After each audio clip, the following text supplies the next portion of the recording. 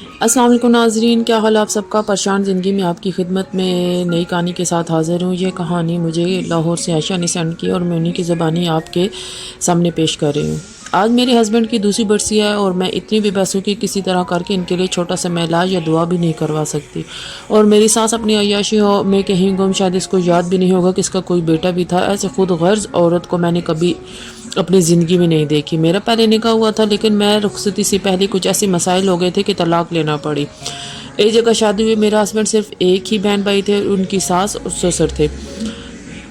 پہلے 3 سال وقت اچھا گزرا، نند کی شادی ہو گئی، مجھے اللہ نے 2 بیٹیاں دی اور بعد میں ایک بیٹا۔ سسر بیمار ہو گئے تو اپنی ہوش نہیں رہی، ہسبینڈ کو بھی ڈپریشن رہتا تھا، بہت زیادہ دوا لے کر بھی نیند نہیں آتی تھی۔ اکثر وقت گھر کے باہر دروازے کے پاس بیٹھے رہتے تھے۔ سسر کی ڈیتھ ہوئی تو وہ بھی اور زیادہ بیمار ہو گئے۔ علاج کے لیے جب ساس کو بولتی تو وہ سنجیدہ نہیں لیتی تھی۔ میں ان کی پریشانی میں دھیان ہی نہیں دے سکی کہ کون کیا لینے آتا جاتا ہے۔ میری ساس صاحبہ نے دوسری شادی کر لی، مکان بھی اس آدمی کے نام لگا دیا۔ ساس کا کزن تھا، گھر کم ہی آتا جاتا تھا، پتہ ہی نہیں چلا یہ معاملات اس حد تک کیسے پہنچ گئے۔ ساس کی عمر 60 سال تھی اور وہ آدمی بھی تقریباً انہی کی ہم عمر تھا۔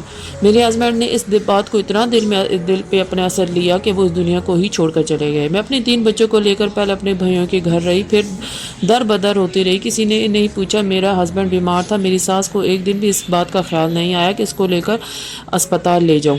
اپنی عشق اور عاشقی میں ہی پڑی رہی۔ جو عورت اپنے سگے بیٹے کی بیماری پر 1 روپیہ نہیں خرچ کی، وہ کس طرح غیر آدمی کی محبت میں مکان تک اس کے نام لگا دیا، ایسے گھر سے کوئی نہ کہ تاکہ سے گھر سے کوئی نہ نکال سکے۔ ماں اتنی خود غرض بھی ہو سکتی ہے؟ میرے تو چھوٹے چھوٹے بچے تھے، ان کا سوچ کر ہی وہ عورت ایک دن بھی میرے ہسبینڈ کو کسی اچھے ڈاکٹر کے پاس بھی نہ لے کے جا سکی۔ آج میرے بچے یتیم ہو چکے ہیں، لیکن پتہ نہیں کیوں لوگ بڑھاپے میں بھی صرف اپنا ہی سوچتے ہیں، اولاد کی کوئی فکر نہیں ہوتی۔ آج میرے ہسبینڈ کی ڈیتھ کو 2 سال ہو گئے اور میں وہ بد نصیب بیوی جو ایک 500 کی اوقات نہیں رکھتی کہ کسی کو دے کر ان کے لیے دعا ہی کروا دوں، اور یہ بھی سب میرے ہسبینڈ کی خود غرض ماں کی وجہ سے ہوئے۔ اگر وہ عشق محبت سے نکل کر اپنی اولاد کو سوچتی تو آج میرا ہسبینڈ شاید زندہ ہوتا اور ان کی اولاد میں اس طرح بھوکے پیاسے گزارا نہیں کر رہے ہوتے۔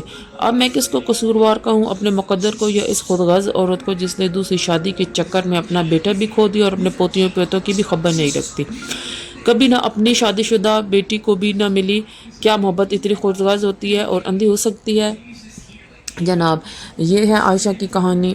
اگر آپ بھی اپنی زندگی کی کہانی ہمارے ساتھ شیئر کرنا چاہتے ہیں تو میں نے فیس بک کا لنک جو ہے وہ یوٹیوب کے ڈسکرپشن میں نے ڈال دی ہے، آپ مجھ سے رابطہ کر سکتے ہیں اور اپنی کہانی بتا سکتے ہیں اور ہم سے مشورہ لے سکتے ہیں کہ آپ کو آگے کیا کرنا چاہیے۔ تو امید کرتی ہوں آج کی اس کہانی آپ کو پسند آئی ہوگی۔ آپ لوگوں سے اجازت چاہتی ہوں، ایک نئی کہانی کے ساتھ پھر حاضر ہوں گی۔ اللہ حافظ۔ پلیز جاتے جاتے میری ویڈیو کو لائک، کمنٹ اور سبسکرائب لازمی کیجیے گا اور اپنے دوستوں کو ساتھ شیئر کرنا نہ بھولیے گا۔ تو پھر ملتے ہیں اگلی کہانی میں نئی کہانی کے ساتھ انشاءاللہ پریشان زندگی میں۔ اللہ حافظ۔